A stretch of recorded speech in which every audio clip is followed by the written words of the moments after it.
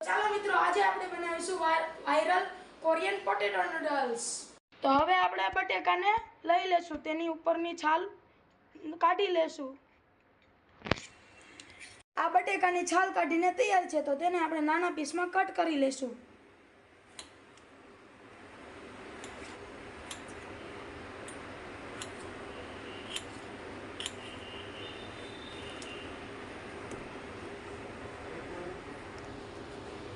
હવે આપણા બટેકાને ફોડવા કરી લીધા છે, તો તેને એક બાઉલમાં કાઢી લેશું।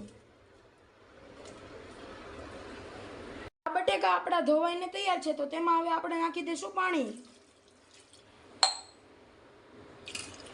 આ બટેકાને હવે આપણે પાણી વડે ધોઈ લઈશું।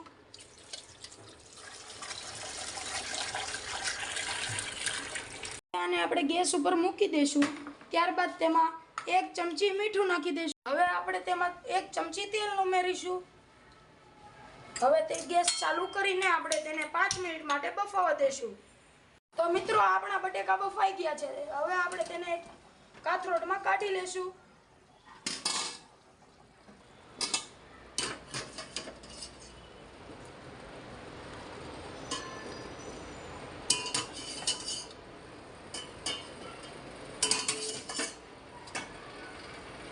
મિત્રો, આપણા બટેકા બફાઈને કાઢી લીધા છે, તો હવે આપણે તેને મેશ કરી લઈશું।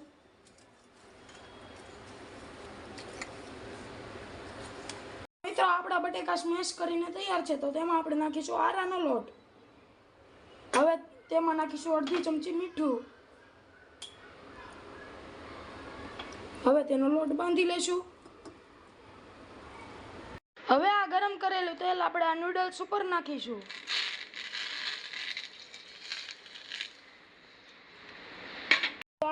લોટ બંધાઈને રેડી છે, તો તેની આપણે આવી રીતના કટકા કરી લેશું। ત્યારબાદ તેને આપણે પ્લેટફોર્મ ઉપર થોડો આરાનો લોટ નાખીશું। ત્યારબાદ તેને થોડું હાથ વડે આમ કરીશું, પછી તેને પ્લેટફોર્મ ઉપર રાખીને લાંબી લાંબી સ્ટ્રીક બનાવી લેશું। તો આપણી નૂડલ્સ બનીને તૈયાર છે, તો તેને આપણે બાફી લેશું। આ માટે આપણે એક કઢાઈમાં નાખી દઈશું પાણી।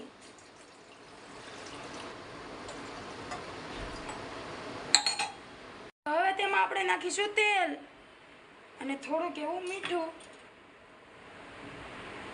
ગેસ ચાલુ કરી દઈશું।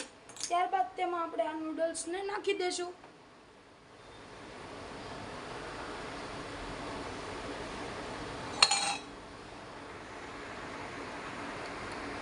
હવે આપણી નૂડલ્સ બફાઈને તૈયાર છે, તો તેમાં આપણે નાખીશું સોયા સોસ થોડો ગમતો। ત્યારબાદ તેમાં નાખીશું મરચું લાલ। હવે તેમાં નાખીશું થોડું ગમતું વિનેગર। તેમાં નાખીશું આદુનો કટકો। હવે તેમાં નાખીશું ધાણા। હવે આપણે તેલ નાખી દીધું, તો હવે તેને આપણે હલાવી લેશું।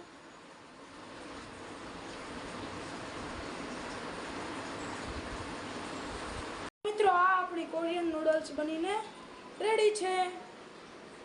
તો તમને જરૂરથી કહેજો કે તમને આ નૂડલ્સ કેવી લાગી।